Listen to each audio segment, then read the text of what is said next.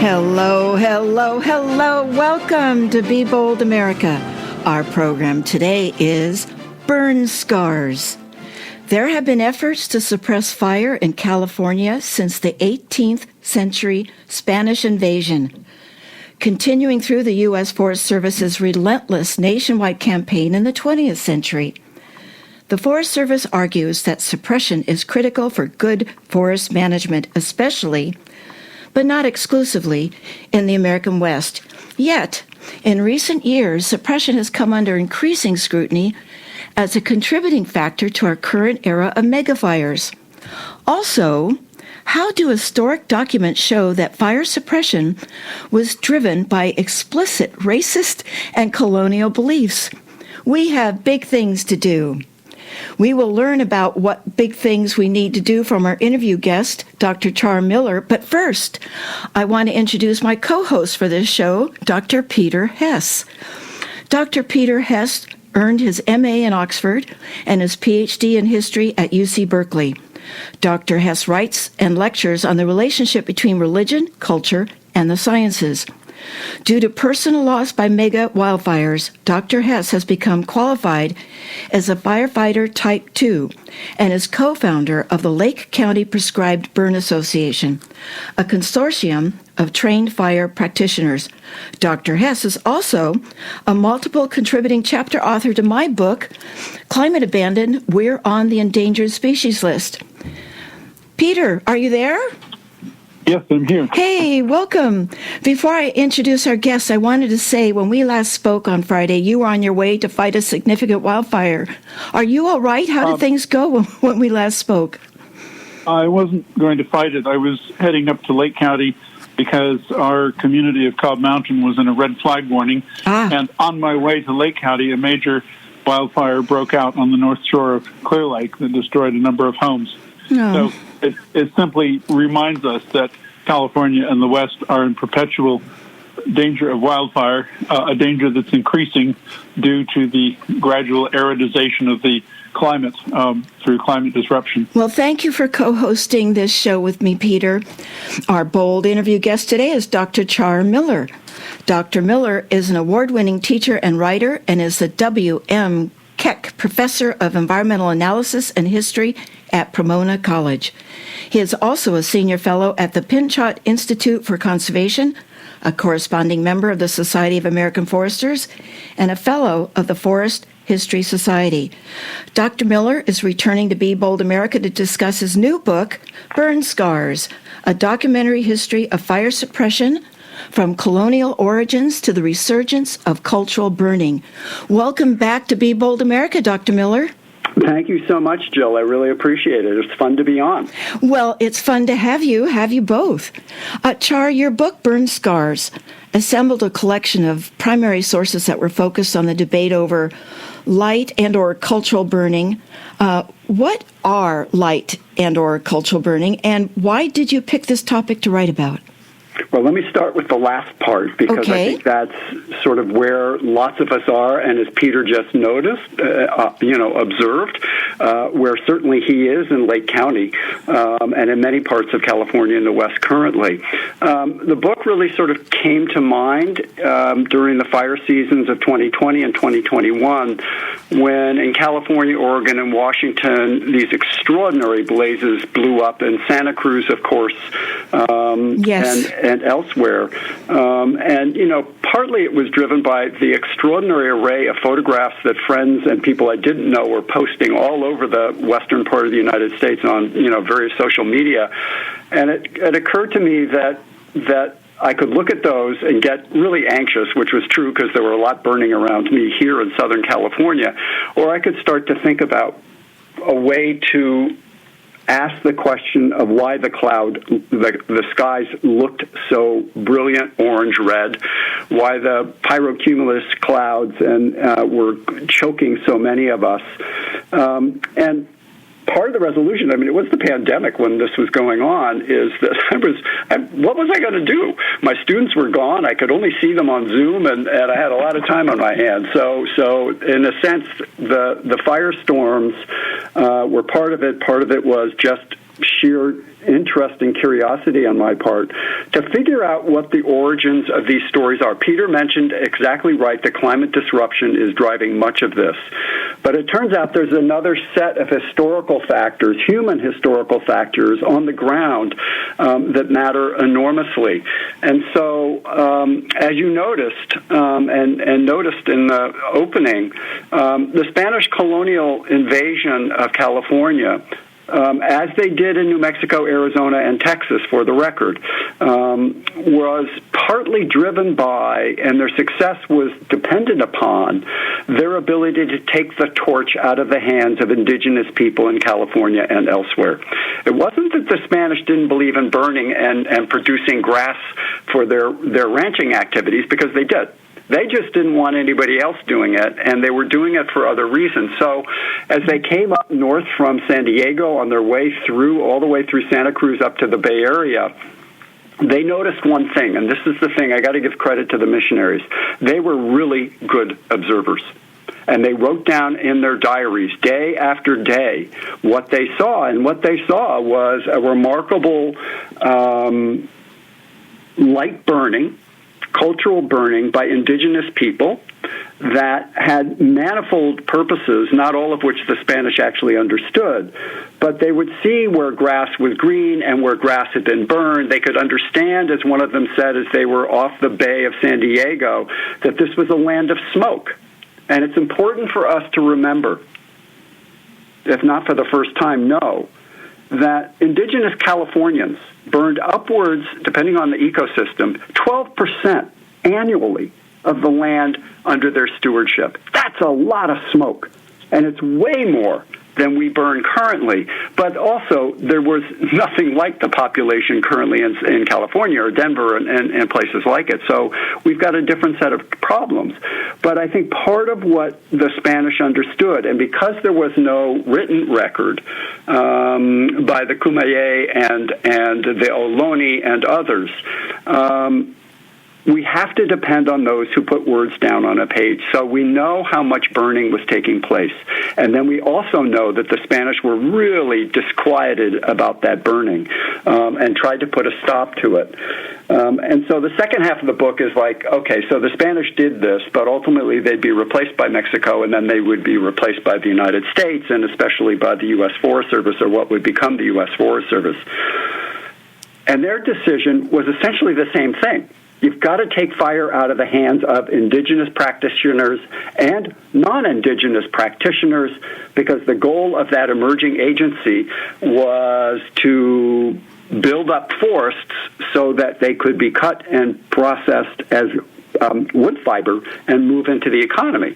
And so from their vantage point, it made no sense to allow fire in, even though they knew full well that fire was a regenerative factor in many Western forests, that it needed fire to regenerate. They were gambling, but as many people reminded them at the time, you put out fire, you snuff it out, and you're going to get big fires afterwards, as we well know. Well, in part one, it's titled Colonial Suppression, and you begin with the Land of Smoke and journal ledgers from Juan Rodriguez Cabrillo, a name we know well because we have Cabrillo College here, and Bartolome Farello in 1542, and Sebastian Vizcaino in 1602, and Juan Crespi in 1769. I had no idea of this history and its concern back then in the 15th, 16th, and 1700s.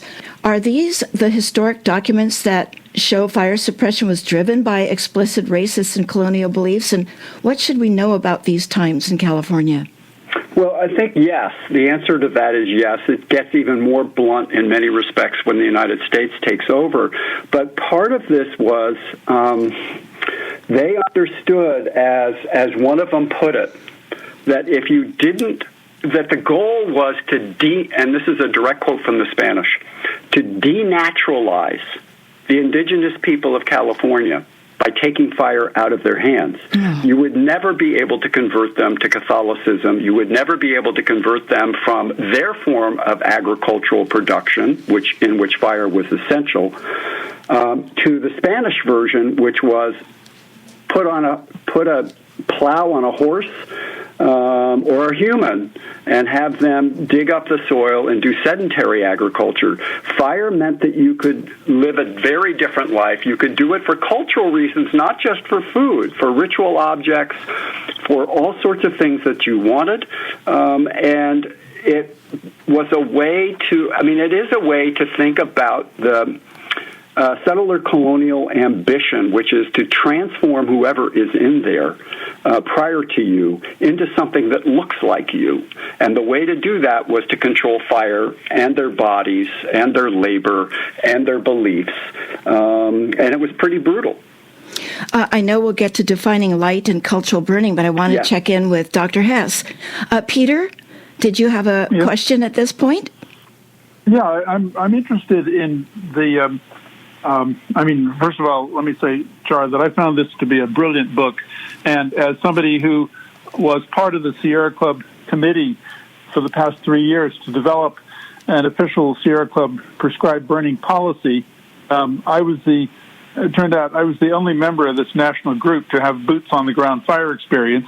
Yeah. And Alex Craven, who headed the group, was amused that one day I took the conference call in my Nomex and helmet and from the fire line because I was in the middle of a controlled burn.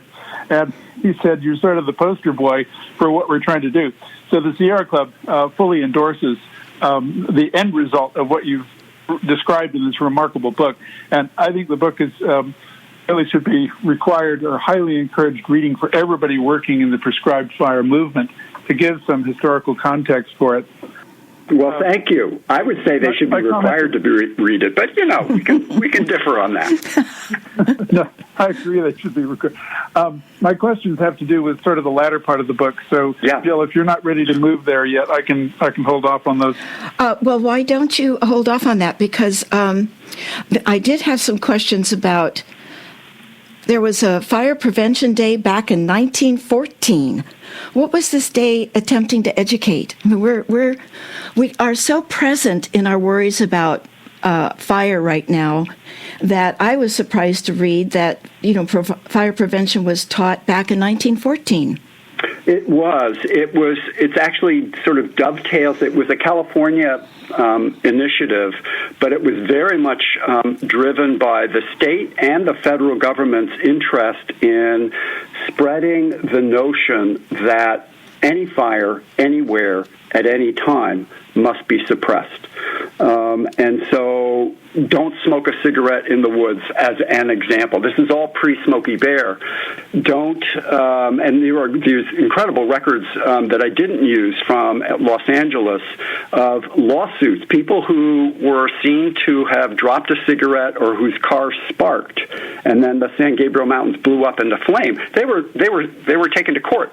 And the goal was both to take that person to court, but also to send a message that if you're stupid in the forest, if you do acts that are accidental but not arson, we will punish you, which is a way of sort of surveilling the community a bit to try to control it in various ways. And so the prevention education process was a piece of that, particularly aimed at teachers, because then, of course, they could turn around and educate their students. It's a remarkable multi-pronged approach to winning the hearts and minds of Californians, and this happened in Oregon and Washington and Colorado and elsewhere in the early 20th century, that is contingent on the belief that all fire is bad, no fire is good, and therefore what happens is a benefit to everyone. Well, this is a good time to take a break. You are listening to Be Bold America on KSQD 90.7, 89.5, and 89.7 FM. Many voices, one station serving the California Central Coast. Listen globally online from the ksqd.org website. Our topic today is burn scars, and we're speaking with the author, Dr. Char Miller. Dr. Miller is an award-winning teacher and writer. Dr. Miller is W.M. Keck Professor of Environmental Analysis and History at Pomona College. I'm also joined today by my co-host, Dr. Peter Hess, Peter Hess writes and lectures on relationship between religion, culture, and the sciences.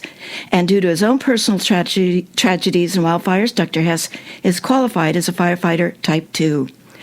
I'm your host, Jill Cody. Hello, K-Squid listeners. I'm Tom Hartman, and each weekday at 4 p.m., I bring you a different perspective on the news than you're likely to hear on most media outlets. Please join me on KSQD Santa Cruz, your ink spot on the dial for the Tom Hartman program, heard now for the first time ever in the Monterey Bay area at 90.7 FM, weekdays at 4 p.m. That's progressive talking conversation with me, Tom Hartman, weekdays at 4 p.m. on KSQD 90.7 FM. Tag, you're it. Did you know that 6 corporations own 90% of the media in the United States? Isn't it about time we own some too? KSQD 90.7 FM, your community radio station, your voice, your concerns. Go to www.ksqd.org to get involved and support locally owned grassroots community media. K-Squid, KSQD FM. We're back. Would you like a friend to hear this interview on burn scars? Be Bold America is available as a podcast. Subscribe for free from your favorite podcast platform or listen to the show at Be Bold America's homepage on the KSQD website. Also, KSQD is proud to announce that we now have a mobile app so that you may listen to your favorite shows anytime from your smartphone or iPad. You may download it from the App Store or go to ksqd.org/KSQD app. That's APP. You may also send questions to a live show using the app. Now, before we get back to the book, Dr. Hess, if it's all right with you, I would like you to share your experiences with megafires.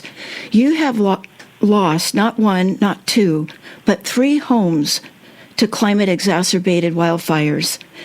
Would you be willing to share that with us? Because I think it's just so powerful of what we experience in California. Well, not counting the 2 family homes that burned in 1923 in the Berkeley fire, we've lost 4 homes. 4. A total of 6 altogether. Oh, my. The first was in 1962 in Lake County in the Widow Creek fire.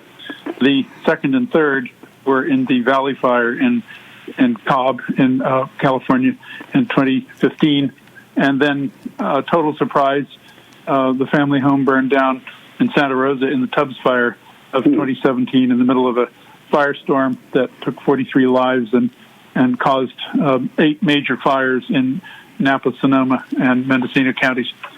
So the loss of 4 homes and photographs and history, family history, is something that many people have gone through. And I actually started a support group for people who've lost homes to wildfire, and we now have 1,000 members from not only many Western states, but Australia, South Africa, and Europe, who come to us for support.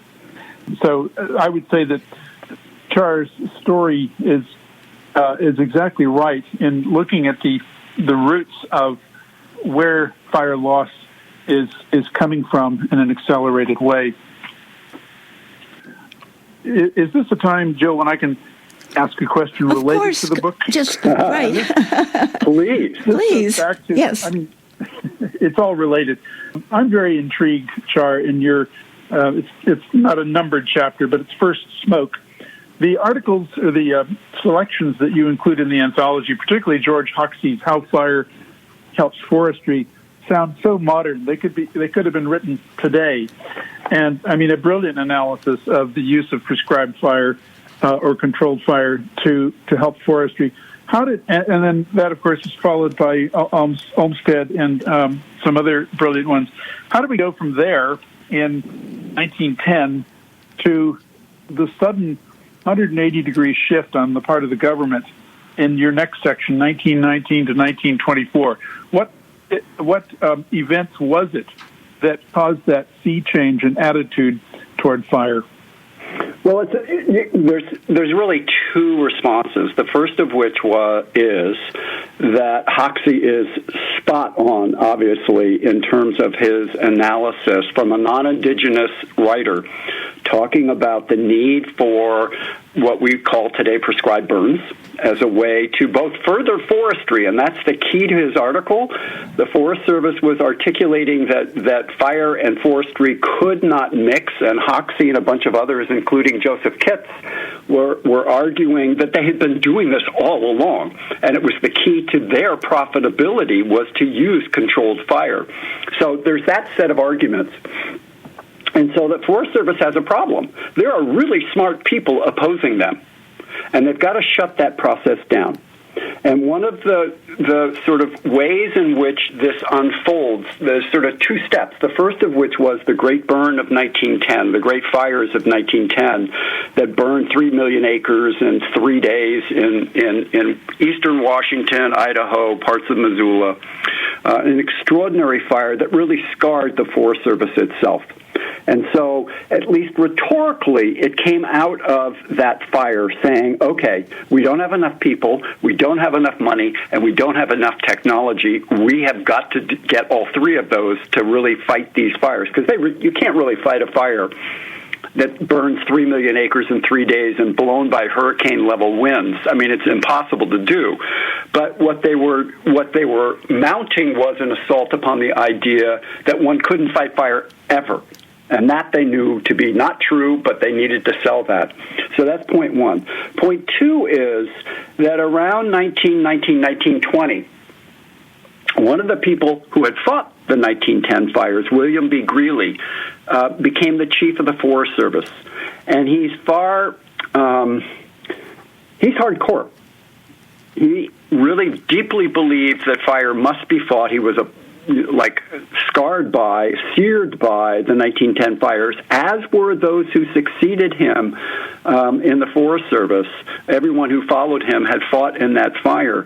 And it became a kind of cultural emblem, and in a way that said, look, this thing is so bad, we've got to fight it everywhere so that we don't get fires like that again, despite the history that would come at the same time that they were suppressing fire. So they then they doubled down. And so this whole section between 1919 and 1924-25, they just blow into popular culture, fight and tangle with those who had critiqued them, Joseph Kitts and others. A. B, they launch a series of research plots in the Sierra, which we learned subsequently they cooked the results.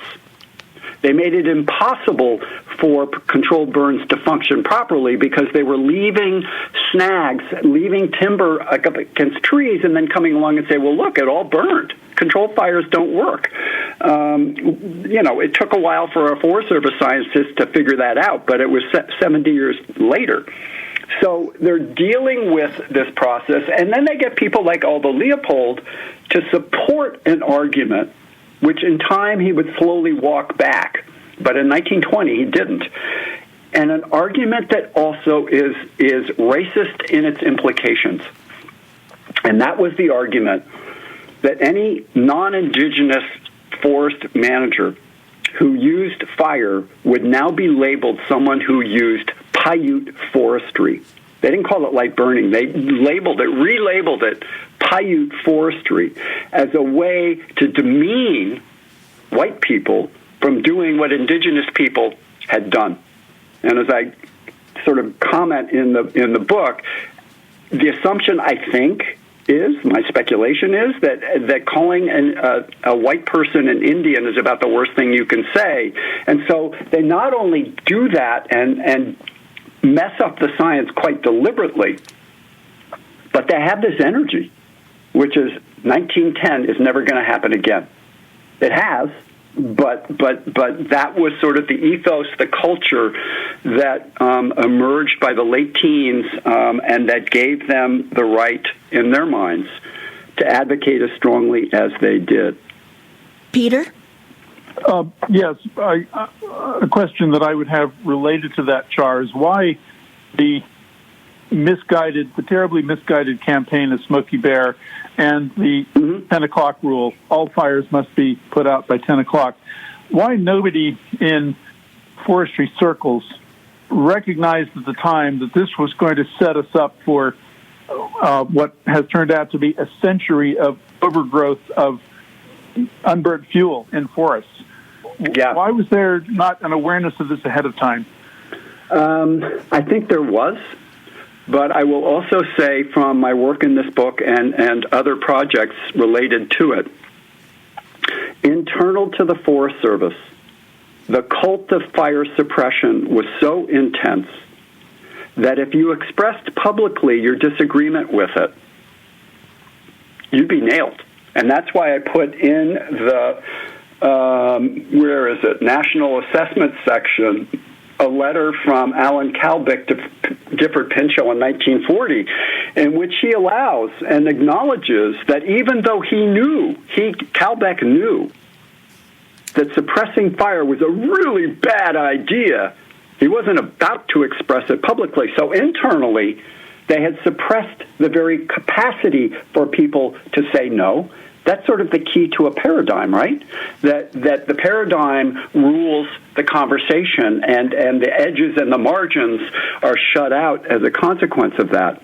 But having said that, there were a lot of people who knew this was not true. Indigenous fire managers continued to fire areas in Northern California and elsewhere. We have very good evidence from the Colville tribes up in eastern Washington that they had been pursuing it, and there were foresters, white foresters, non-indigenous foresters who worked with them and who wrote about the work that they were doing with indigenous fire managers as a way to protect their stands that were their economic assets. But those were on the margins. They were largely it's not that they weren't published, but they were not the people to whom the Forest Service would turn. And I think it's a really interesting example of the way in which science, and let's put quotes around that for a second, and expertise, also with air quotes, can argue a case based on science and based on expertise that muffles other sciences and other expertise, both indigenous and non-indigenous. And as I say in the book, one of the things that becomes clear by the 1930s and even more so today is that the seeds of every paradigm contains the seeds of its own destruction, and it's going to take a series of jolts to start to break that presumption that fire suppression was the only kind of firefighting that was required. Yeah, quick follow-up before the break. I like the way in which your book sort of seamlessly leads into the work that I did in the past 3 years with the Sierra Club policy, which is available online. But I'll just read you from our final draft. There is broad agreement among scientists that wildland fire is an ecologically appropriate priority for most fire-adapted ecosystems. Further, the Sierra Club recognizes the importance of cultural and ecological role of Native American cultural burning and supports reducing or removing policy barriers that impede such practices. Prescribed burning is a tool in the toolbox of land managers. So everything in the document that we hammered out over 3 years with lots of brilliant minds on the committee leads right back to the brilliant aspects written about in that section from pre-1910. Yeah, or pre-1990. I think that's exactly right. It took us 110 years to get back to what we already knew. Right. You are listening to Be Bold America on KSQD 90.7, 89.5, and 89.7 FM. Many voices, one station serving the California Central Coast. Listen globally online from the KSQD.org website. Dr. Peter Hess and I are interviewing Dr. Charm Miller. Dr. Miller is a senior fellow at the Pinchot Institute for Conservation, a corresponding member of the Society of American Foresters, and a fellow of the Forest History Society. We'll be right back after Jim Hightower's commentary titled, How Oily is Big Oil's Latest PR Campaign? I'm your host, Jill Cody. If you're concerned about fossil fuels and climate change, consider an energy source that, according to its backers, will make everyday living comfortable and healthier. What is this miraculous substance? Oil. Huh? Yes, that filthy scourge of our planet and health is being ballyhooed as our globe's energy and environmental salvation. By whom? Of course, the American Petroleum Institute, the powerhouse lobbying front for ExxonMobil and other petro-profiteers. API recently bragged that it will pour tens of millions of dollars into a PR blitz during this year's presidential election to demonize clean energy sources and demand that government promote more fossil fuel production. API's campaign slogan is Lights on Energy, but the luminosity of its media message is mighty dim. Start with the fact that big oil has zero public credibility, having routinely gouged us on prices for years and knowingly lied to us for decades about not causing climate change. Second, the demand by oil barons that government quit intruding into the free market is a whiny embarrassment. Hello, for more than a century, oil corporations have gorged on billions and billions of dollars in taxpayer handouts. And they are in line to keep getting $2.5 billion a year in corporate welfare for the next decade. Didn't their mamas ever teach them not to talk with their mouths full? Also pathetic is their partisan wail that President Biden is restricting their production and profits. Hello again. U.S. oil production reached a record high last year. Big oil's profits are soaring, and they're now jacking up our gas prices again. Meanwhile, 2023 was the hottest year our globe ever recorded. This is Jim Hightower saying, let's reflect the heat back on these greed heads. For facts and action items, go to fossilfreeforhealth.org. The Hightower Radio Lowdown is made possible by you subscribers to Jim Hightower's Lowdown on Substack. Find us at jimhightower.substack.com. Welcome back. Our topic today is burn scars. And Dr. Peter Hess and my bold guest today is Dr. Char Miller. And we're discussing his book, Burn Scars, a documentary history of fire suppression from colonial origins to the resurgence of cultural burning. Dr. Miller, before we move on, do you have any thoughts to share about hearing Jim Hightower's commentary? I love Jim Hightower. Yeah, I had the great pleasure of voting for him twice as Commissioner of Ag in Texas in 82 and 86. And met him a couple of times, not that he would ever remember, but, has long been a remarkable populist and has been the bane of big oil and big ag and big anything for at least 50 years, somewhere in that neighborhood anyway. And there's a line that he gave years ago, something along the lines of, we're not divided by right and left, but by top and bottom. And his, as a populist vision about class, is not far off. And the way in which I think he thinks about the long-term sustainability, the resilience of this society, is not the way that the petrochemicals and petrodollars that generated in Houston, as well as many other places, imagine the world to be. But I think he's a path breaker, and it's fun to hear him again. Peter, as you know, there's a huge connection between burning oil and wildfires. Do you have our mega wildfires now? Do you have any thoughts on that? I read a great book called Megafire a few years ago by Michael Kodas, who attempts to draw the economic connection as well as the energy overuse. I just think and here I'm speaking only from California, I'm peripherally aware of the fire regime in other states.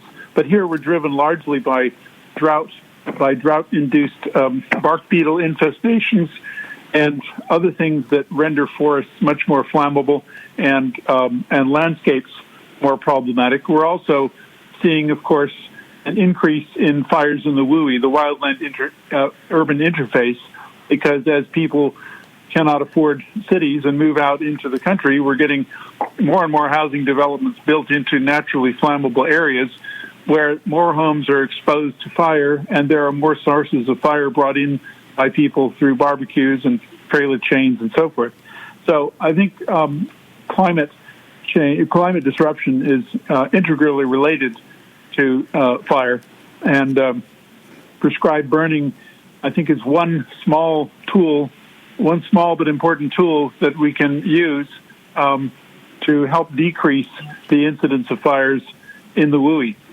Well, I also read that the frequency and intensity of extreme wildfires have more than doubled in the last 2 decades, and that the last 13 consecutive months of new global heat records continue to fuel extraordinary wildfires all over the planet. There's been wildfires in Siberia.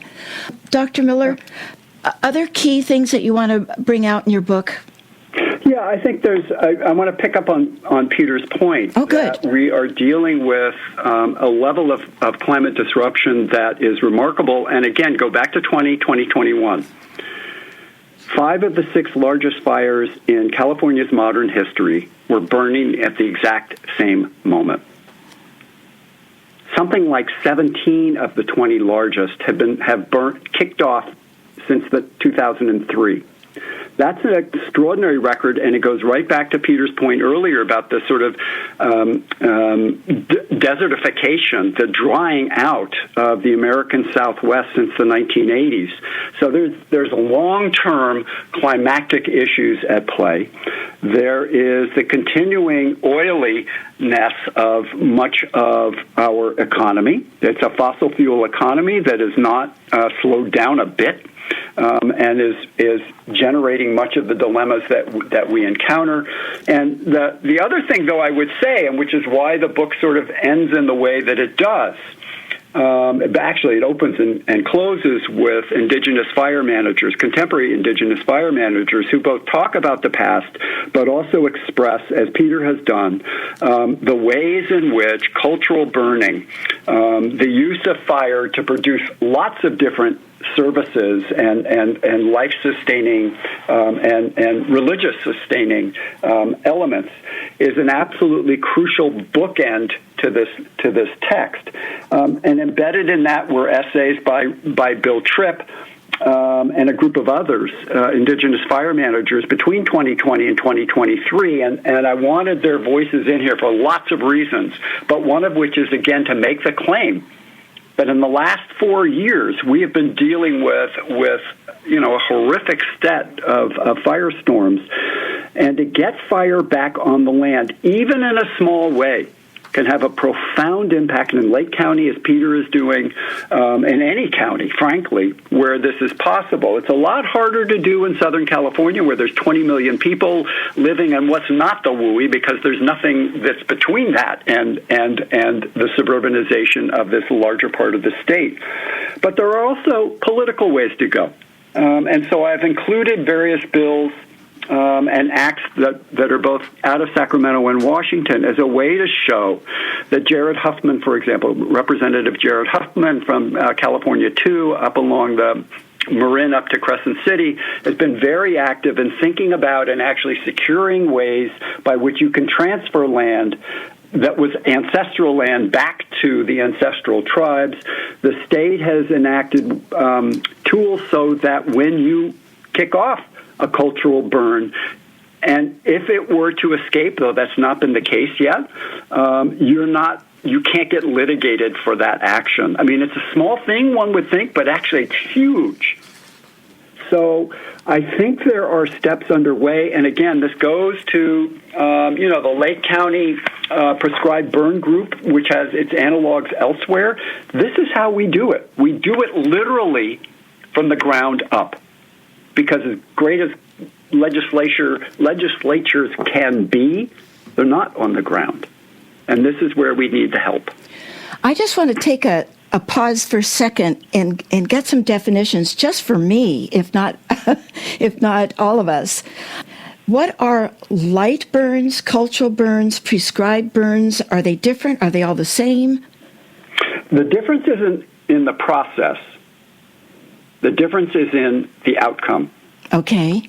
So if you are among the Hupa or Yurok or other tribes in Northern California, as an example, the North Fork Mono in the Central Sierra, and you gain collaborative work with agencies all over the place, and they allow a cultural fire to burn, that could be done to produce watershed restoration. It could be done to produce various grasses that can then be woven into basketry. It could be done to produce sustainable oak grasslands, which will produce the acorns that are utilized as food.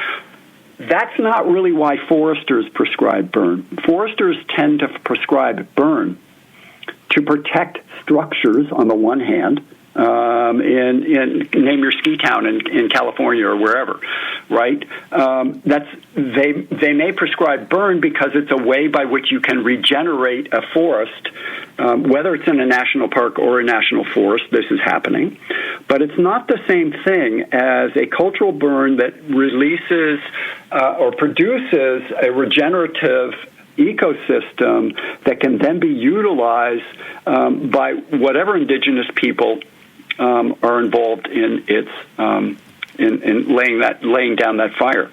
So, does Peter, that help? Yes, it does help. And I thought I'd ask Peter, is a prescribed burn a light burn?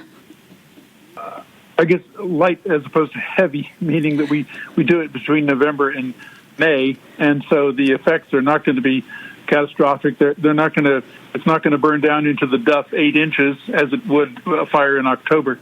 In fact, our fire in 2015, the Valley Fire, I noticed that the redwoods I'd planted by a creek, if they were in gravel, they resprouted. But if they were in dirt, the fire actually burned 1 foot down into the duff and killed them. So a light burn achieves the objective of reducing the surface litter without completely altering the ecology. Right. Okay. Yes. Well said. I wanted to make one more point, following up on what you said, Char. In basically every county north of the Bay has now a prescribed burn association. And speaking just for Lake County, we are a consortium of large landowners, small landowners, urban dwellers, every gender, every age, every ethnicity. And we are developing a community of burners. We are building capacity. We have lost so much in the way of understanding. A lot of the people who moved to Lake County have never held a drip torch or a rake or a hose.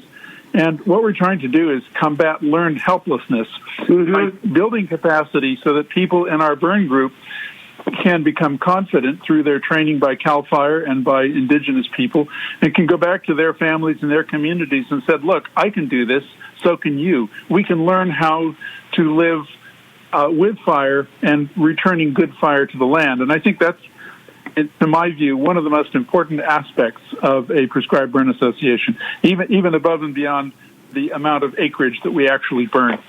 Yes. Yeah. I think that's, what you're giving to people, helping people to achieve is agency over their own lives in a way that if you're going to live in places like Lake County and the foothills of Southern California, which burn and are supposed to burn, it gives you a way to understand the your relationship and embeddedness in an ecology, and how you can actually make and help those ecosystems function the way they once did. Yes, Jill, I don't know when your next break is. Is it within a minute?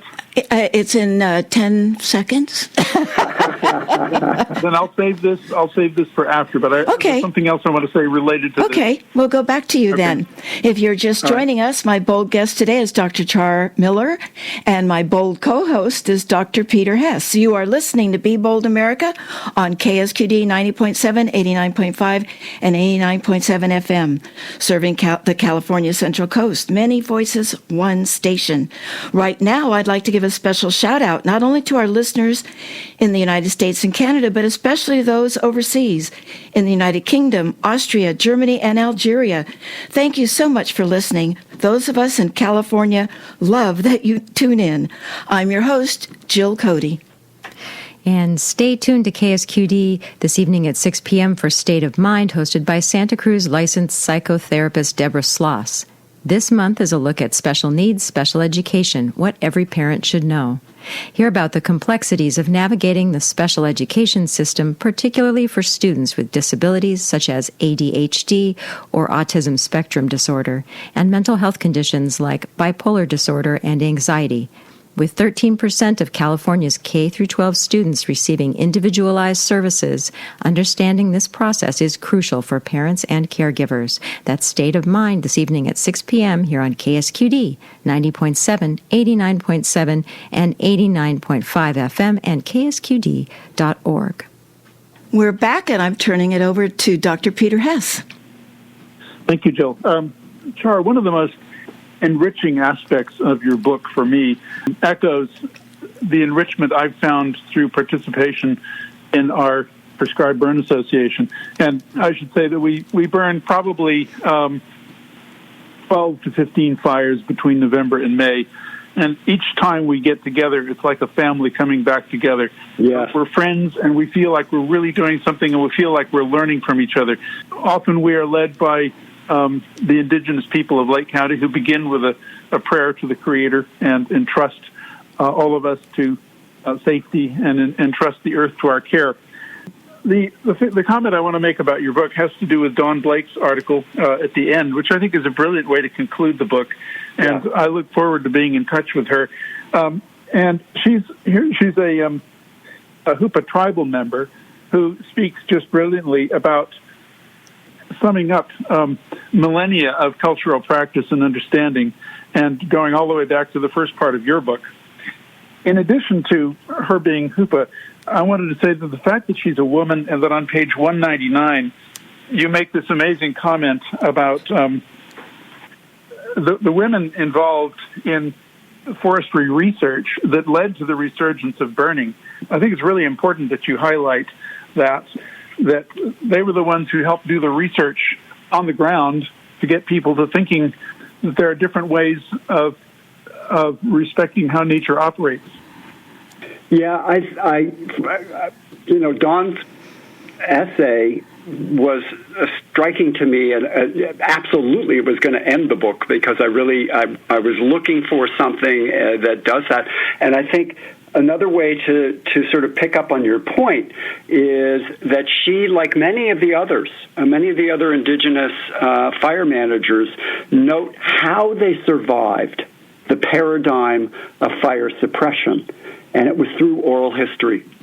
The telling of the traditions from grandmother to granddaughter, grandmother to grandson, on down through the line, so that as much as the Forest Service was trying to suppress, the knowledge remained.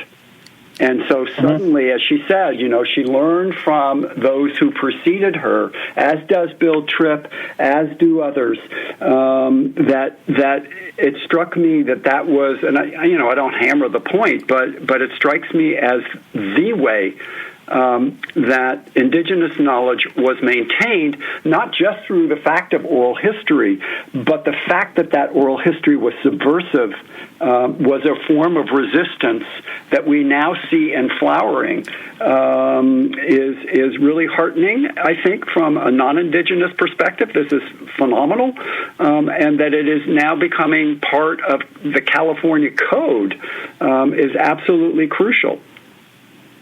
Yes.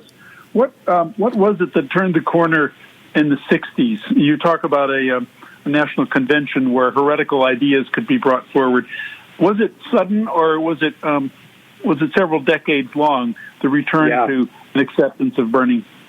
Yeah, it's another part of the story that I kind of knew when I dug into this, but I didn't know many of the individuals, let alone the details of it. If you look at the third part, which is about bringing fire back from a non-indigenous perspective, keep in mind that's who we're talking about here. It was in the South that the paradigm actually never was sustained. They were burning fires like crazy in Florida, even though it drove the Forest Service nuts. Herman Chapman, who was on the faculty at Yale, was one of those who did the first scientific analysis, that is, put out experimental plots. He wasn't just observing, though there were great observers, including Ellen Call Long in 1888, for goodness sakes, who was making the claim that if you stamp out fire in longleaf pine forests, you lose your longleaf pine forests.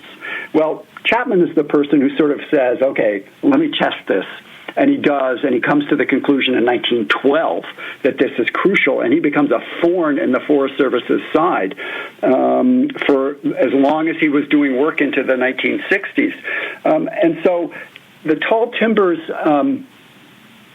event that emerges in outside of Tallahassee, Florida, became this refuge for non-indigenous fire managers to gather together and start to make the claim that fire was good for lots of the ecosystem, not just longleaf pine, though that was also true, but for quail and other species for whom fire also mattered.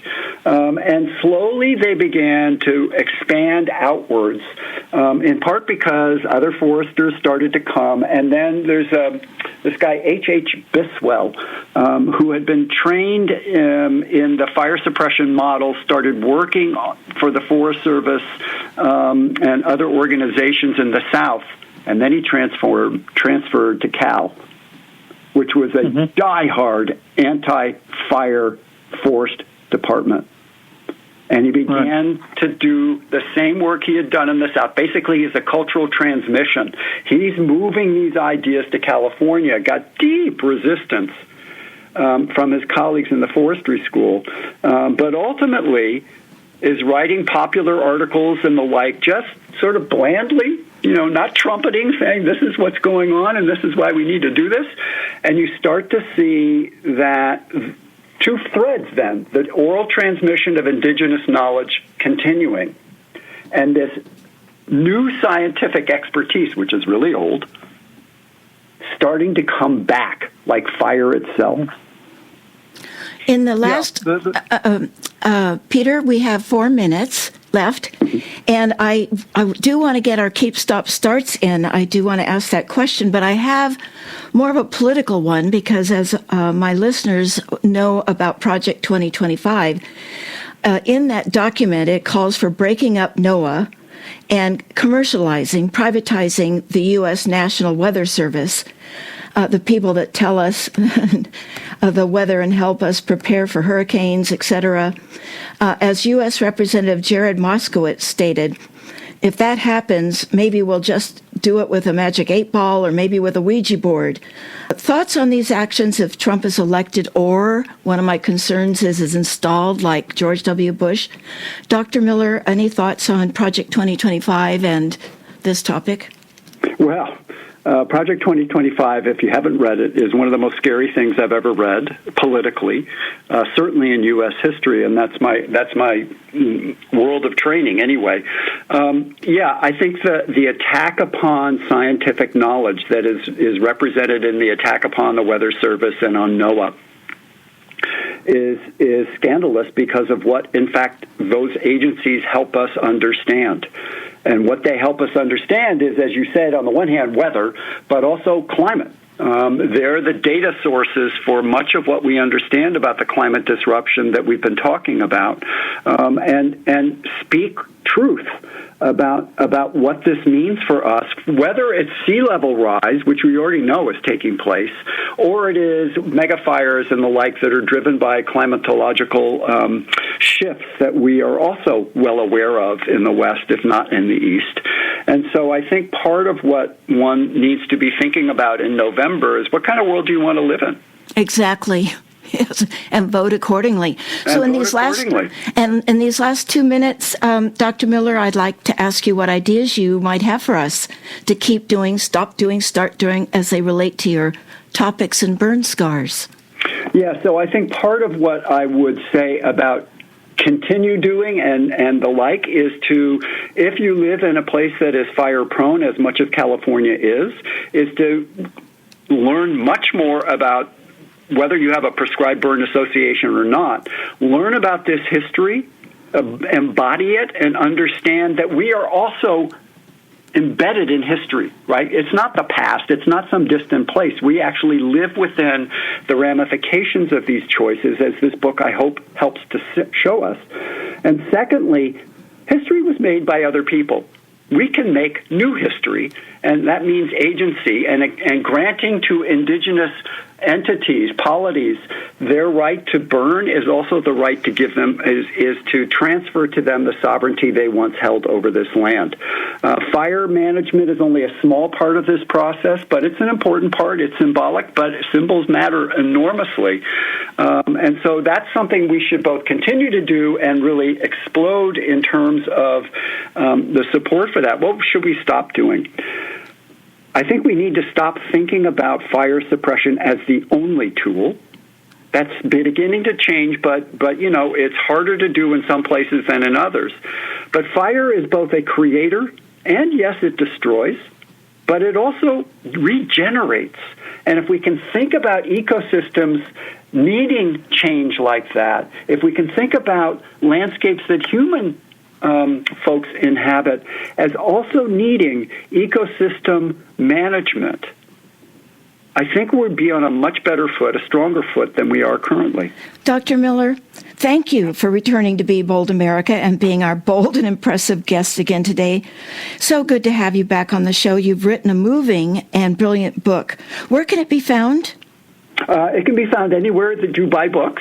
Oh, good. Amazon, Oregon State University Press brought it out, and I'm so grateful to them. There's a book coming out that will be paired with mine, entirely of indigenous fire managers, speaking of many of the issues that this book raises, but from their vantage point, which I think is going to be a really wonderful combination. Oregon State University Press has been really great on this project and others that I've done with them. So wonderful. Dr. Hess, thank you for being my co-host today on Be Bold America. Please stay safe as you're out there doing your prescribed burns, and I know things are going to be hotter and more furious fires to come, so you stay safe. Thank you, Jill. I was just going to comment about on page 199, Shar says, fire never really left the land, and I would use that for stop, keep, and start. Yeah, perfect. Yeah, that's great. Thank you. That's perfect. What's up next on Be Bold America on October 20th will be What Happened to the American Dream? The GOP ripped us apart. We will be welcoming back the person who's been on this show more than anyone else, and that would be the great Thom Hartmann. Tom will be here to discuss his 10th and final book in his Hidden History series. Thom Hartmann is a 4-time winner of the Project Censored Award and a New York Times bestselling author of over 30 books. He has been America's #1 progressive talk show host for more than a decade.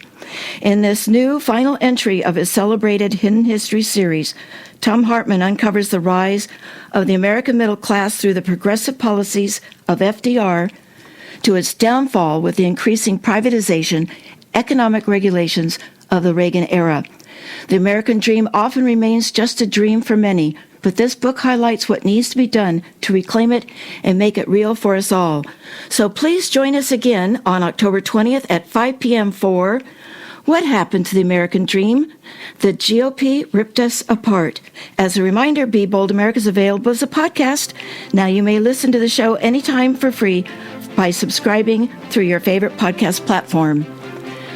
I wanted to give a special thank you to my talented program engineer, Eliza James, and you are listening to KSQD Santa Cruz.